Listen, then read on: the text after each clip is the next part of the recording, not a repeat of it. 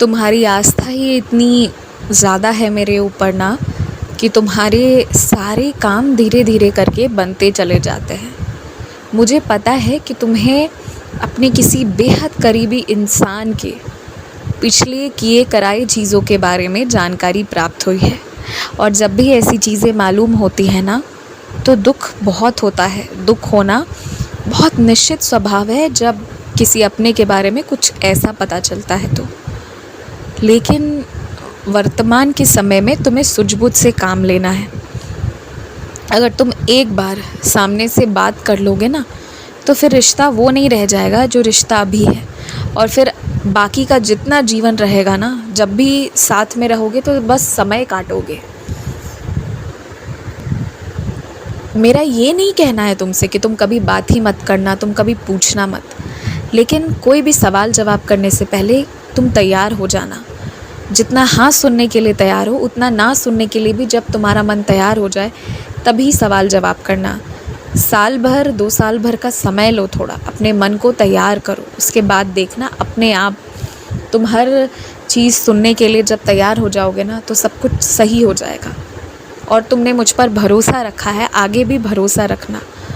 तुम आगे बढ़ो, दर्शन करो, प्रेम बांटो, और याद रखो कि तुम्हारे जीवन में जो भी बीमारियां आई हैं ना, तुम्हें या तुम्हारे घर वालों को, वो धीरे धीरे करके उस बीमारी से तुम लोग सब मुक्त भी हो जाओगे।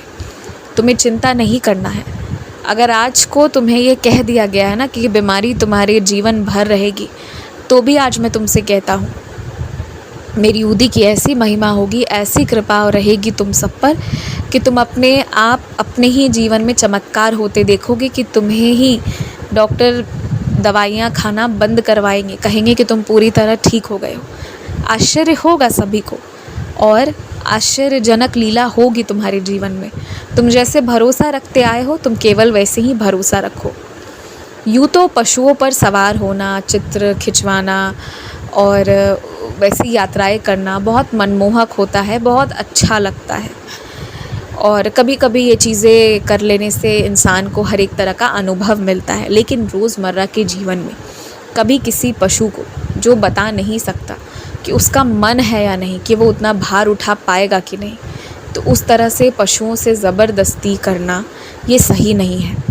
इसीलिए अनावश्यक रूप से किसी भी पशु के द्वारा यात्रा मत करो।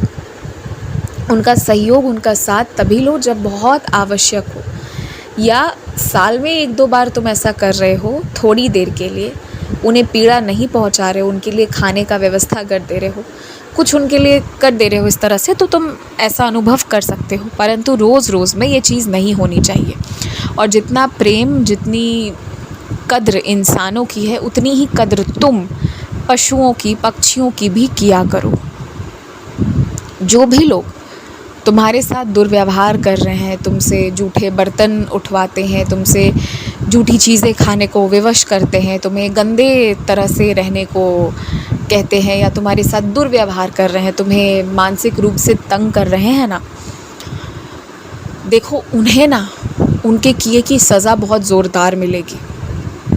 लेकिन उसमें अभी समय है, थोड़ा समय, थोड़े से कुछ महीने अभी बाकी हैं। तो इन बाकी महीनों में ना मैं उस व्यक्ति को व्यस्त करने जा रहा हूँ। वो व्यक्ति इतना व्यस्त रहेगा कि तुम्हें परेशान नहीं करेगा। मैं अभी यही कर सकता हूँ और मैं यही कर दूँगा। उसने बहुत पाप किया है, बहुत ज़्यादा, और अब वो पाप के ही रास्ते पर चल रहा है। अगर अब तुम उसे सत्संग कराओ, अब तुम उसे अच्छी वाणी सुनाओ, कुछ भी कराओ, लेकिन उसने जितने पाप किए हैं ना, उसे उसकी क्षमा नहीं मिल सकती। उसने ऐसा जैसा तुम्हारे साथ किया है या कर रहा है, ऐसा कईयों के साथ किया है।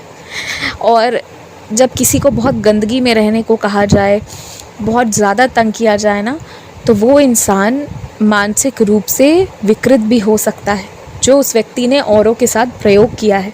इसीलिए वो चाहे अब कुछ भी करे, उसकी माफ़ी तो पूरी तरह नहीं मिल सकती। हाँ, उसे मेरा साथ मिल सकता है अगर वो सही रास्ते पर आए तो, लेकिन मेरे उसके साथ होते हुए भी जो उसने कर्म किए हैं उसके फल तो उसे ही भुगतने होंगे, वो कोई और नहीं आएगा। मैं तुम्हें हमेशा देखता हूँ कि भविष्य की तुम बहुत चिंता करते हो, बहुत ज़्यादा, और तुम्हें लगता है कि समाज क्या सोचेगा तुम्हारे बारे में। देखो, तुम जैसा चाहोगे समाज वैसा ही सोचेगा, और हर इंसान को अंतर्मन से पता होता है कि कौन क्या है और क्या कर रहा है। तो तुम्हें घबराना या डरना नहीं चाहिए। समाज क्या सोचेगा, भविष्य में कैसे क्या होगा, तुम तो सब कुछ जानते हो। तुम्हें बहुत अगर चिंता होती है ना, तो तुम साप्ताह पारायण करो। ये एक तरीका है, तुम्हारे जो भी चिंता करने की, घबराने की आदत है ना, वो धीरे धीरे धीरे धीरे दूर होती जाएगी और तुम्हें अंतःकरण में अत्यंत शांति और उल्लास का एहसास होता रहेगा। तुम देखना इस चीज़ को। किसी से नाराज़ मत रहना, बहुत प्यार से सभी से बात करना। खूब खुश रहो। आयुष्मान भव।